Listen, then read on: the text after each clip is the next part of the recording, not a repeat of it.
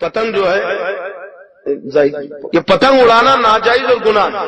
اور دیکھیے احکام شریعت سرکار اعلیٰ حضرت کی کتاب ہے, اس کتاب کے صفحہ 45 پر لکھا ہے پتنگ اڑانا ناجائز اور گناہ ہے. آئی بات سمجھ میں؟ اور پتنگ کے متعلق سرکار اعلیٰ حضرت نے مسئلے بیان کیے کہ پتنگ اڑانا تو ناجائز ہے, اور جو لوٹتے ہیں نا یہ حرام ہے. منجا لوٹنا یہ حرام ہے. اگر کسی نے لوٹ لیا مانجا لوٹ لیا, لوٹتے ہیں نوجوان ہمارے, تو اس کا حکم کیا جانتے ہیں آپ؟ شریعت میں اس کا حکم یہ ہے کہ جس کا مانجا ہے اس کو لوٹانا واجب. آپ نے لوٹ لیا, بھائی کس کا ہے؟ اچھا یہ نہیں معلوم کہ کس کا ہے, تو اب آپ کے اوپر واجب ہی کہ وہ مانجا پکڑے اور پورے حسن باغ میں چلاتے ہوئے گھومے, بھائی یہ کس کا ہے, یہ کس کا ہے, یہ کس کا مانجا ہے. کوئی کر سکتا ہے سر؟ کوئی کر سکتا ہے کیا؟ اور جب نہیں کر سکتا تو لوٹنا نہیں ہے, کیونکہ لوٹا تو اب واجب ہے کہ جس کا جو اس کا مالک وہاں تک پہنچا. اچھا چلا چلا کے تھک گیا تو اس کا مالک ہی نہیں ملا, اپنے پاس رکھا رہا, ایک مدت گزر گئی کوئی اس کا مالک نہیں آیا, تو پھر حکم یہ ہے کہ اگر وہ غنی ہے تو کسی فقیر کو دے, اور خود ہی فقیر ہے تو اپنے استعمال میں لائے. اگر اس نے مانجا لوٹا اور اعلان نہیں کیا, کپڑے اس مانجے سے اس نے کپڑے سلائے اور پہن لیے, اعلیٰ حضرت لکھتے ہیں کہ اس کپڑے پر اس کی نماز نہیں ہوگی, اس کی نماز مکروہ تحریمی ہے. یہ کیونکہ لوٹ کا مال تھا, حرام کا مال تھا. آئی بات سمجھ میں؟ تو اتنی برائی ہے اس کے اندر. اور نوجوانوں کی جو پتنگ ہے نا, یہ اس کی ہسٹری آپ کو پتا ہے؟ میرے پاس میں لٹریچر ہے, نیٹ پہ بھی اویلیبل ہے, آپ کو مل جائے گا, کتابیں بھی ہیں. یہ پتنگ کی جو ایجاد ہوئی ہے کیوں ہوئی ہے؟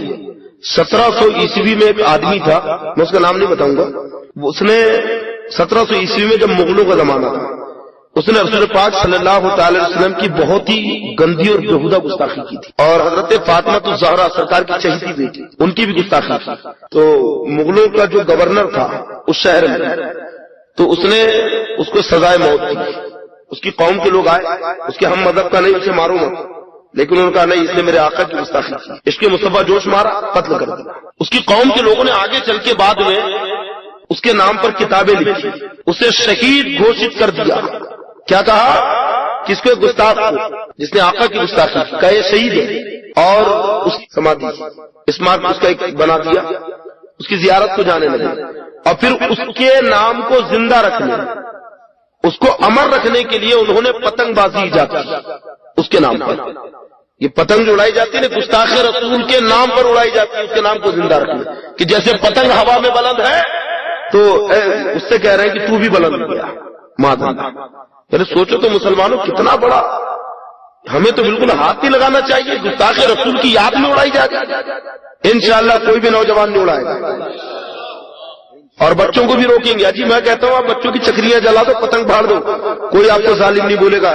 انشاءاللہ کوئی ظالم نہیں بولے گا, اس لیے کیونکہ آپ ایک برائی سے روک رہے ہیں. بدلے میں بچوں کو کپڑے پہنا, ایک بیٹا چل نئے کپڑے دلاتے, تو جو بول وہ کرتے, لیکن پتنگ نہیں, اس لیے کیونکہ گستاخ کی یاد میں اڑائی جا رہی ہے. اور پھر پتنگ سے اتنا بڑا نقصان ہے, دیکھو کسی کا گلا کٹ رہا ہے, یہ بچے کا گال کٹ گیا, یہ پرندے کٹ کے گر رہے ہیں.